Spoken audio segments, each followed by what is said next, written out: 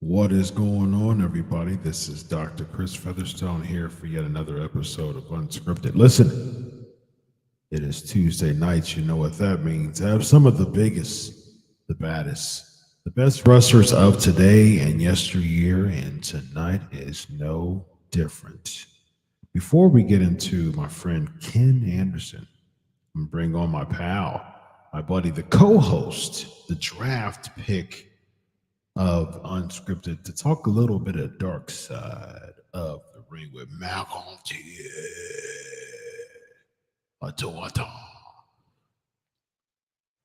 Bill Apter, man, how are you? Yeah, I'm good. I'm glad to be here every week, and want to thank all our Sportskeeda fans that are so excellent, that keep coming back to us week after week. I'm having a little. There we go. Now the red is off. Nice. I don't know if there's something going on here. There we go. There we go. Yeah, but I'm glad to be here. And, you know, I did post earlier today about that I would be one of the talking heads on the Dark Side of the Ring Magnum DA. Oh, dear. Yeah, and it was I did see that. I did see that. 51 years, man. You put yourself over as far as how long you've been a journalist, man, and you are the man. You are the man. I never beat the man. That's the whole thing. Yeah, that's right. And that's never did it. Only you can do that.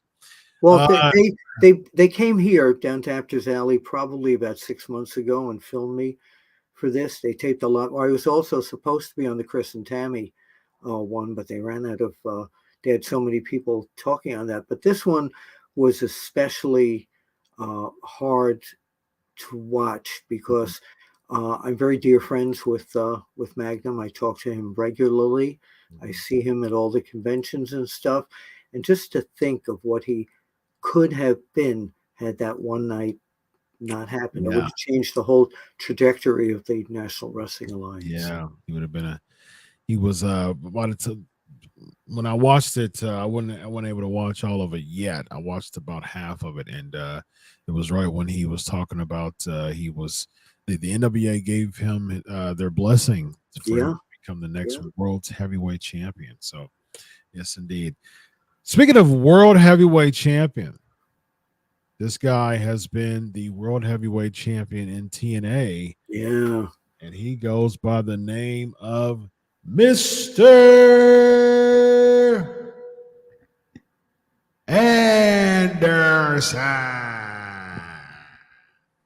Anderson. I know that guy. How are you, man? Great to see you guys. You too. But by the way, for some reason, at this point, you look like you could have been involved in the Magnum TA Koloff War. You look very like one of the old Russian characters there. You really do. Had you ever considered that? No, I haven't. Something I can think about, though. Yes, indeed. Yes, indeed. I've interviewed you, I don't know, probably close to 10 times now. And I think this is the first time I've interviewed you with short hair. With short Oh hair. yeah, Yeah, I think. yeah. It was starting to go, and I couldn't fight it any longer. So Really. Looks good on you. Looks good on you. Looks good, man. Looks good. Yeah, looks good. How you doing, Ken? I'm great. I'm fantastic. Like I said, it's great to see both of you guys. I haven't Well, seen thank either you. of you in quite a while. So Last time I saw you was in a dressing room somewhere at a TNA show, and we did like a 20-minute interview, and you kept doing your Mr. Anderson, and then I tried it, and it just didn't work. I remember that. I think we talked about this before. To you, and I'll ask this question to you again for our new fans, and of course, there's a bunch of questions ready for you on the side chat. So, which rolls off the tongue to you better, Kennedy or Anderson? I would have to say I would admit it's probably Kennedy for some reason. But Anderson is my real name. So it's actually, I started with Anderson when I was at OVW. I started because I was just Ken Anderson there. And then I changed it to Mr. Anderson. And Maria Kanellis was the first person to ever, I ever forcibly call me Mr. Anderson. So. Very nice. So, but however, you were not part of the Andersons who weren't Andersons. No, which at the time, that was kind of the reason that Vince gave me for changing my name. He was like, I don't want people associating you with them. I don't want them to think that there's some kind of nepotism involved. And you know how it's interesting how Vince has been very, Randy Orton is a second generation, and he was okay with that. But Cody Rhodes, he's okay with that. But Michael McGillicuddy. Yeah, exactly. Every so often Rick Steiner's son now. Yeah, Brown. Yep, that's another one.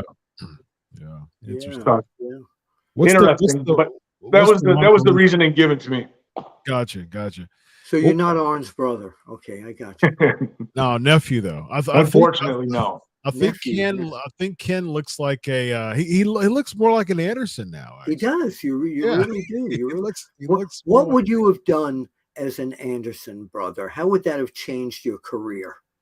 I tell you, I don't know, but I will say that whether or not I'm related to him, I was fortunate enough to be under his wing at WWE because he was one of the producers there. And from the time that I was just an extra going there and trying to get a job and trying to get looked at, I would just sit around the ring. And Arn was one of those guys that was just happy to share his knowledge with anybody who would listen.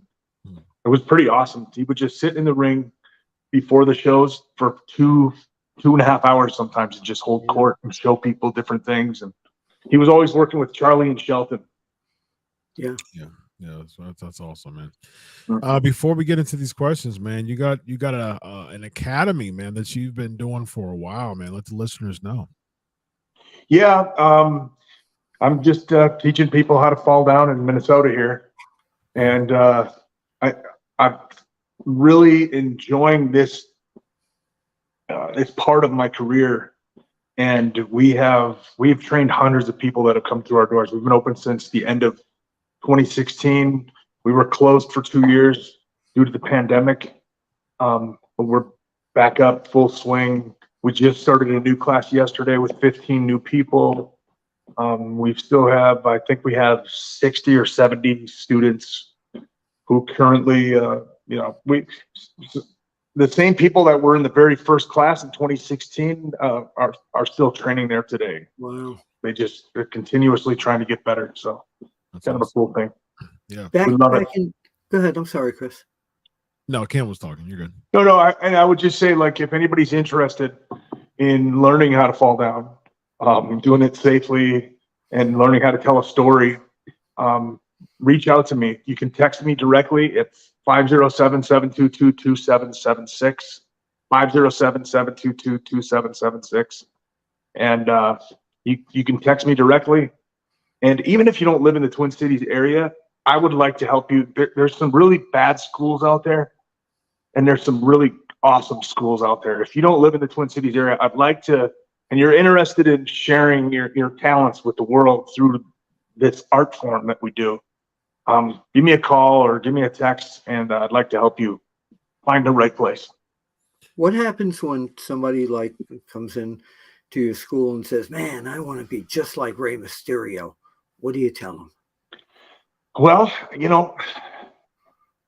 I would say, like, first things, I understand what you mean when you say that, but you should try to be the first you. It's okay to look up to Rey Mysterio and, want to emulate some of the things that he does, but you don't want to be a carbon copy, because that just doesn't seem to ever work.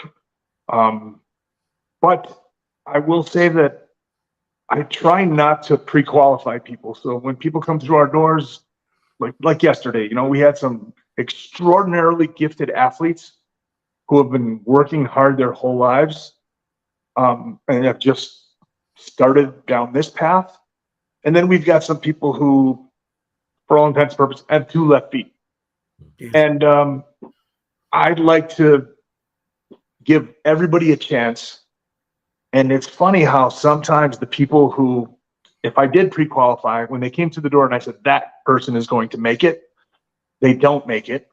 And the person who has 2 left feet somehow figures it out. And we've had several students throughout the course of the last few years who have done just that, who came in, couldn't run the ropes, couldn't take bumps, and somehow just through hard work, it paid off, and they figured it out. Very nice. And you said say that number one more time. It's 507-722-2776. 722. Okay, I'm glad that I put that 772. So somebody's going to get a text. And you can also you can visit the Academy, SOPW. That's in School of Professional Wrestling. The Academy, SOPW.com. And you can also find information there. The number is also there. And we have a seminar coming up with Gabe Sapolsky on Father's Day, June 18th. He's coming in. He's gonna give a little bit of a lecture, and then he's gonna have tryout matches for active professional wrestlers in our area. So, nice. Great opportunity. You talk about somebody who is still young and has done it all in the professional wrestling game, behind the scenes, promoting and teaching, etc. There's no one better. Yeah. Yep. 507-722-2776, the Academy, SOPW.com. All types of pub for Ken Anderson on the screen right now. And I'm all for it, man. This guy is man, I've been interviewing this guy for many years now, and we've become friends. And this guy is a former TNA champion, former United States champion, all around cool dude, and deserves to be pubbed as much as possible. So if you are in the Minnesota area, or if you're like old school, like my guy over here, my good friend Bill Apter, and he knows about the territories. It doesn't matter if you're local, if you're across the state, if you're across the country, it doesn't matter. Drive over to Minnesota, get some good training from Ken Anderson. Yeah. So I remember back in the day, I mean, Bill, you would know more than either of us as far as if someone was wanting to become a wrestler. It doesn't matter. Get in the car and go. That's it. Drive it. It doesn't matter if it's 15 hours. Yeah, just absolutely. do it. Just go. Prove you want to do it, because back in the territory days, it wasn't like, you can come to our you can come 10 minutes, or and we'll teach you how to act, and go old school, because old school is the perfect training for what's this become, sports entertainment. Absolutely. It's interesting you say that, because when I first decided I wanted to get into the business, I remember thinking, I lived just south of Green Bay in Wisconsin, and I remember thinking, there's no way there's going to be a pro wrestling school anywhere around here. So I thought, it's going to have to be a major city like Chicago or Los Angeles or New York. And I said, so I remember thinking to myself, because I worked every other weekend. I remember thinking I could, on my weekends off, I could drive to Chicago. I'll sleep in my car if I have to. Yeah. I'll go to wrestling school. And I reached out to a school that was in Chicago or Chicagoland area.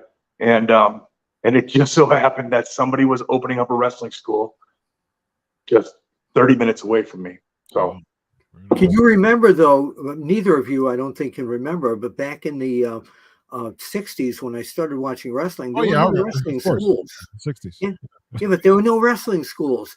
If you got in, the guys would stretch you, like Hiro Matsuda would down in Florida, and that was your test to see if you were. Then they would teach you everything else, but there were no wrestling schools back then. So what you're doing now is such a benefit to this generation because the other generations really didn't have a lot of that. Yeah. Greg Gagne, who trained at the academy for a bit, he used to talk about, Vern's school in Minnesota here, and they would just beat the tar out of guys. They would bump them and bump them and bump them and bump them and make them hit the ropes, and their lats would be all bruised up, and he really beat them up. And the ones that stuck, you listen to Ric Flair talks about it, and he almost quit.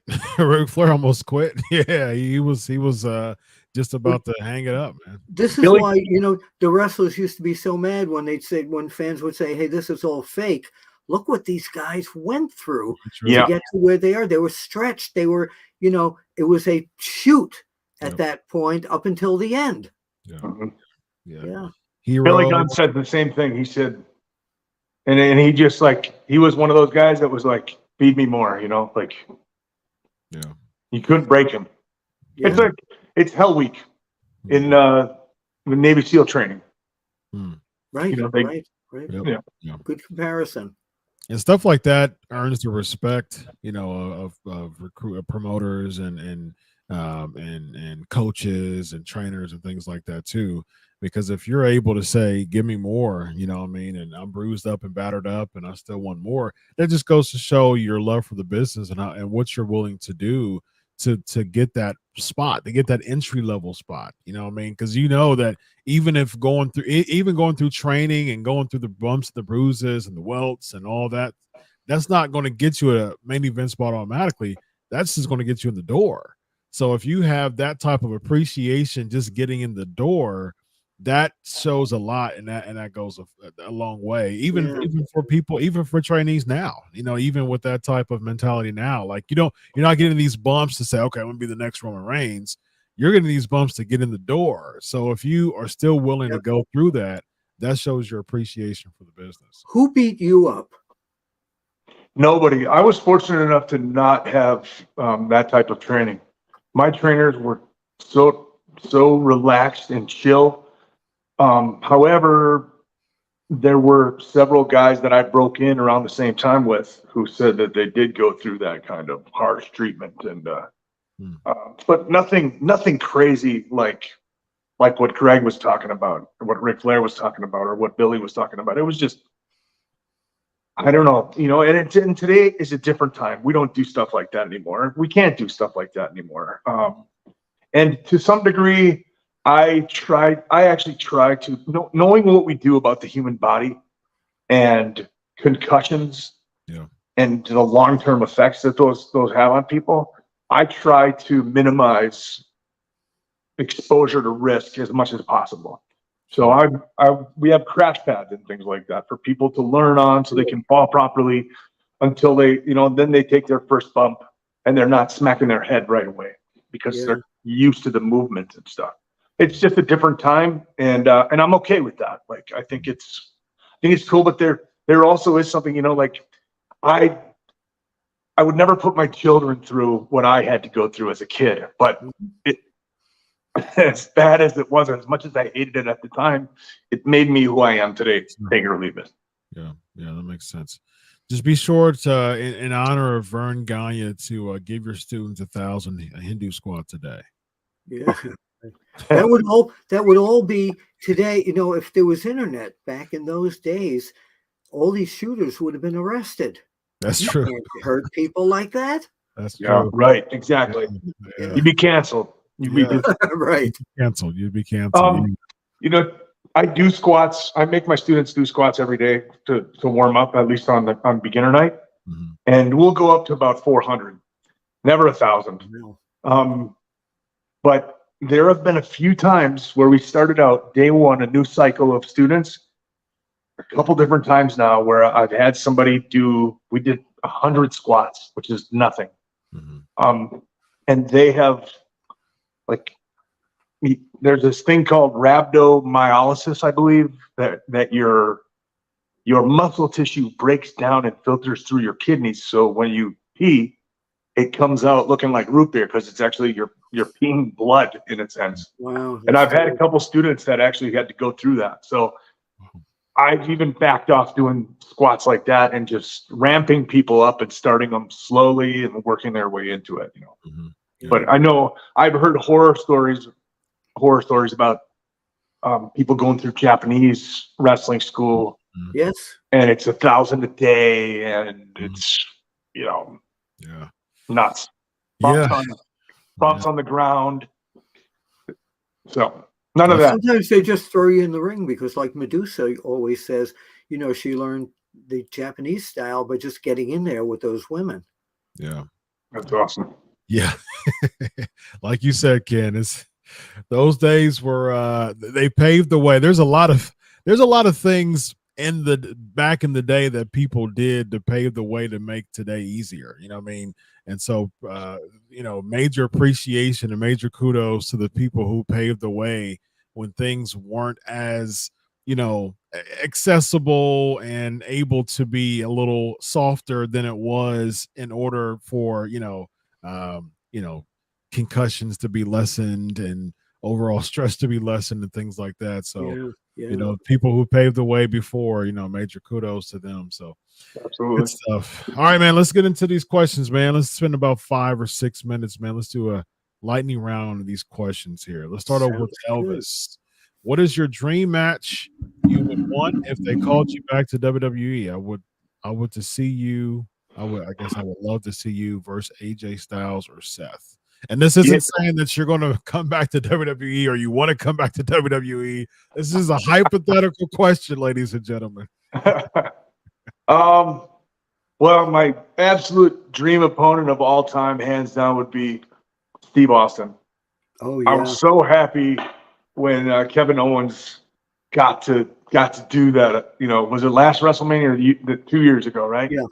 It was last year, 2 WrestleManias ago. Yeah. Excuse me. Yeah, what an awesome thing. That would be my dream opponent. I definitely would love to wrestle Seth. I've actually wrestled AJ a lot when I was in Impact Wrestling. Right. When I was with TNA. I still say, for my money, AJ Styles is the best wrestler in the world. It's really, you know, it's just, he's so versatile. He can wrestle. He can work with anybody. But he's an old school guy who was able to make the transition so perfectly to the sports entertainment end of this. Yeah. Absolutely. Yep. Absolutely. Riju's asking, do you think Randy Orton will ever return to pro wrestling? Man, I hope so. I think he's up there in the top 5 as well of active. Well, I know he's inactive currently, but yeah, I would hope so. And I'm not quite sure what was the diagnosis with him. What was it, a shoulder or neck or something? Or neck or back? It was neck and back. Yeah. Issues. You know, there. Never say never. Edge wasn't supposed to ever come back. And I think he said he was mountain biking or something like that and fell off his bike. And he realized that he didn't have this problem that everybody told him that he would have. Yeah. And that was what caused him to be able to come back, or realize that he could come back. Bryan Danielson, he was able to come back, you know. Paige. So never say never. Yeah. Saraya, she to come back. So we talked to Randy's dad here on Sportskeeda a few weeks ago, and he said the doctors have told Randy not to do it, but if Randy he doesn't need the money or anything, but once you're in this, you always want to come back. Yeah, it's the best drug in the world. It really is. It is. You know? It is. Do you have any Vince Russo stories, bro, from your time in TNA, bro? I loved working with Vince. I know people love him or hate him. He was always super cool with me, always gave me, he would hand me a script and he would say, bro, just, this is where we want you to go, bro, but just do it in your own words, bro. So I really appreciated that. Mm-hmm. It was like there were no handcuffs at all. And the one thing that I remember that was crazy to me was he one time had me. We were doing I think it was ODB and EY were getting married or something like that, right? And we had to be in tuxedos, and he had me in a camouflage tuxedo for some reason. It was the worst looking thing ever. Wow. That's really cool, man. Yeah, Vince Russo was a very polarizing figure, man. But although I don't agree with a lot of things that with some of the things that he did throughout. Yeah, well, you co-host a show with him. So, I have 3 shows a week with Vince Russo, and yeah. Vince Russo has become a very dear friend of mine. So, who came up with bro first, Vince Russo or DDP? Who came up with bro first? Yeah, was it DDP or Vince Russo? Yeah, well, I think it was Hulk Hogan came up with brother, and then that's right. Vince or DDP. It's probably a tie. Shortened it, right? Yeah. Yes, indeed. I think that's I think that DDP, as far as the bro is concerned, DDP's older than Vince, so DDP gets the bro trophy. So the brophy. The brophy. Brophy. I like there that. You go. I like that. I like what that. you did there. Let's do that on Shark Tank. That'd be great. Yes, the brophy. I like it. How instrumental was Paul Heyman to your early career? Thoughts on so here people just like to ask a lot of questions to get it in. Okay, let's start with this. How instrumental was Paul Heyman to your early career? Very much so. I wouldn't be talking to you guys today if it wasn't for Paul. I truly believe that. Paul, when he came into OVW, I was just sort of floating. I was just a guy there, a utility guy, trying to find my way, and he came in and said, I'm going to do so much stuff with you. I like you. I'm going to do so much stuff with you that you're going to be on TV in no time. And he stayed true to his word. He worked with me week after week after week. And 5 weeks later, I was debuting on SmackDown. So I was debuting on Velocity, and then I believe 2 or 3 weeks after that, I debuted on SmackDown. And then I continued to work with him. Even when I got to TNA, I remained friends with Paul. And from time to time, like Vince would hand me a script, and I would look at it and I would say, like, this doesn't sound like I couldn't wrap my head around it and make it mine. It just didn't seem natural to me. And I would oftentimes call Paul just about every week and say, here's what they've given me. Here's what I think. Do you have any thoughts? And he would say, just stand by. I'll fire you off an email in 10 minutes. And like 5 minutes later, I would have an email, and it would be just some awesome additions. Yeah. So Paul's in a way, Paul was writing for Impact Wrestling at one point. I didn't even know it. So what do you think of the current incarnation of Paul Heyman with this whole situation with the bloodline? I think he's so good at selling. Isn't he? Selling the situation, selling the match, the attraction. He's very good at putting people over, and he does it. He's not like super giving. You have to earn your way in. I just recently saw him put Cody Rhodes over. Somebody asked him, is Cody the next guy? And obviously he can't say that because of the current situation he's in creatively, but he did it. He said it in a way that just, do you know what I'm referring to? Yes. Yeah. Where, he said it without saying it. He did. Yeah. He really did. Yeah. I think he's fantastic. Nice. I think he's probably one of the smartest minds in the business ever. Yeah. And his mind is just constantly, he would take guys, when I was at OVW, I remember there were guys that everybody would, like, that guy's got a great body, he's got a great physique, but he's missing something. What is it? And he was somehow able to like pull the tiniest little positives out of somebody and then hide their negatives and just get you to focus on the positives. Mhm. It was just a revolving door when I was at OVW when Paul got there. It was just week Chris, after week. he acknowledges Paul Heyman. He acknowledges. Who does? Yeah. Ken, you do. You acknowledge Paul Heyman. You're a Paul Heyman guy. Yeah, definitely. Got the T-shirt. Yeah. Very nice. So for the second time, we're going to land a plane. However, anyone who has a super chat gets precedence as far as the question. So we got Roland with 1999. Triple H compared Roman's dominance to Ali and Michael Jordan. Jeff Jarrett said that HBK was the Jordan of pro wrestling. Someone said that financially, Stone Cold is the Jordan of wrestling. Who do you guys say is the MJ of wrestling? MJF. Sorry, had to do that. That was a layup. Okay. Come on. The one-liners galore, ladies and That gentlemen. was up there with the Brophy. Yes, yes. It's got to be Hogan. Yeah, but I think financially, Austin probably drew more money, right? Yeah, I think he drew more money because of merch sales, television deals and stuff like that. That the opportunity to draw money, I think, was higher. But as far as just paving the way, it was definitely Hogan. Yeah. And to Bill's point, you can go anywhere in the world and you can be around people that don't know the first thing about pro wrestling. They know who Hulk Hogan is. Absolutely. It's like everybody in the world knows who Hulk Hogan is. Yeah.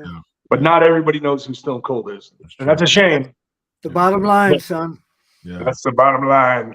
Yeah. I think Austin was an amazing WWE guy. I don't think he crossed over as well as Hogan did as far as just the television concern. Yeah, he has television shows and things like that. Yeah. Hogan was the crossover star just Yeah. across, just throughout just different genres of television. So I'll give it to Hogan with that. As far as just same thing with MJ, the whole like Mike thing, like he had a whole commercial before them, Gatorade, and he had the Jordans and things like that. I collect Jordans. In my office got a big old stack of boxes full of Jordans. Stuff like that is transcending pro wrestling, and I think that Stone Cold was one of the biggest pro wrestlers of all time, as far as WWE is concerned within the business. I think outside of the business, I would give that to Hogan as far as the MJ. Yeah, I mean, Stone Cold was an undeniable character that no one has ever been successfully able to sort of repeat there. But they were two different, Hogan was the iconic celebrity. Stone Cold wasn't on the celebrity level outside of the business like Hogan was. Indeed. Yeah. Absolutely. And I think, that Austin wasn't able to find his legs when he got into the Hollywood aspect of things, like you said. However, I really, really think that he has found his niche in the interviewing, podcast. His sort of reality shows are fantastic. I think he's just very personable. He can talk to anybody about anything. Yeah. The Stone Cold sessions, they're fabulous. I really like them. Yeah. And that he's got a new show now, Stone Cold Takes on America or something like that. It's great. Love it. Fantastic. I love it. Interviewing is his thing, and I remember watching listening to his podcast years ago. He kind of had like a Chris Farley show type of mentality. Like he would stutter a lot, and just he was like, "Oh, I'm not the best speaker." He'd always beat himself. He would beat himself up a lot when he's interviewing. But you can tell throughout the years he's grown more confidence in his skill as being an interviewer is really, really, really good. So. He doesn't have the Chris Farley. You remember when that was awesome? That was one of my favorite characters ever. Yeah. The thing about him is that he truly cares. I remember talking to him, meeting him, be like, he's my idol in the business, right? And like meeting him, and he was so interested in me. He would like, how did you get into the business? Where are you from? What, and he's like that with everybody. And it seems like he takes a genuine interest whenever he's talking to somebody. Yeah. Do me a favor, a real quick favor here is tonight, Stone Cold, you're going against Mr. McMahon, me again. What are you going to do to him? Me? I'm waiting for your Stone Cold imitation. I'm going to kick the hell out of him. I'm going to stomp a mud hole in his ass and walk it dry. That's pretty damn good. Yes, indeed. All right, last question before we go. Young Reckless 199. All right, lastly, Kennedy, who do you think should dethrone Roman Reigns? I really was hoping for Sami Zayn. Yeah. It just felt so good. It did. It was lightning in the bottle, man. I love Sammy, but I don't know if he looks like the world champion, like the Universal. Yeah, champion. I said that he should have kept it from the pay-per-view on Saturday to the following SmackDown, even if it was for 6 days. I agree. I would have been totally fine with that. Well, they could have feuded he and KO at that point, where KO would want the first shot. Yeah, indeed. I heard a theory the other day that the current Cody storyline is kind of mimicking the Hard Times road. Yes. Have you guys heard of that? Yeah. What do you think about that? I think it sounds interesting. Like that would make sense to me. Yeah. Huh. Yeah. I brought that up here 100 times on several. I just can't relate to it, man. Cody's a shirt and tie, suited and booted type of deal, man. Just really. I'm a SES or two above you. You know what I mean? Like it doesn't really connect with son of a plumber wearing a cowboy boots and cowboy hat, baby. My hand to your hand. You know what I mean? Like it doesn't connect. But it's got to go through hard times, baby, to get to where he wants it, if you will. Yes, that's right. They give him a watch, kick him in the butt, and say, "Computer, take your place, Daddy." That's all, baby. Yeah. So. By the way, one of the great lines of all time, the other night on SmackDown, where Cody was in the ring with Dominic Mysterio, and Dominic Mysterio told Cody he should be home. He's a deadbeat father. And Cody's great line, he says, your father, Rey Mysterio, only made one mistake. He had a son. Oh, one of the best lines. That was a good line. Yeah. Speaking of line, give us a few more lines of the Academy, man, before we go. Yeah. Again, if you're interested in the art of professional wrestling, please reach out to me. Again, the number is 507-722-2776. Thank you for putting it up there. You can reach us also. Visit www.theacademysopw.com for more information. It has the number there. You can sign up for the Gabe Sapolsky seminar. We'll have other seminars coming up in the near future. We've got Boogeyman is going to be at the Academy for a seminar in November, I believe. We haven't announced that publicly. This is actually the first place where I've announced this. But and please, just like I said, if you're interested, do it the right way. Mm-hmm. Make sure that you get trained. There's some great schools out there. Booker T has an awesome school. Devon Dudley's got an awesome school. There's guys out there. Yeah. Others are slipping my mind at the moment, but Johnny Rodz, gotta give Johnny Rodz some. The Unpredictable Wrestling School, the Wild Samoan School. Absolutely. But you know what? If you want to do this, you can't do it by saying, "I wish I could go to wrestling school." Get off your butt, get in the car, take a train, take a bus, take a plane, and do it. Absolutely.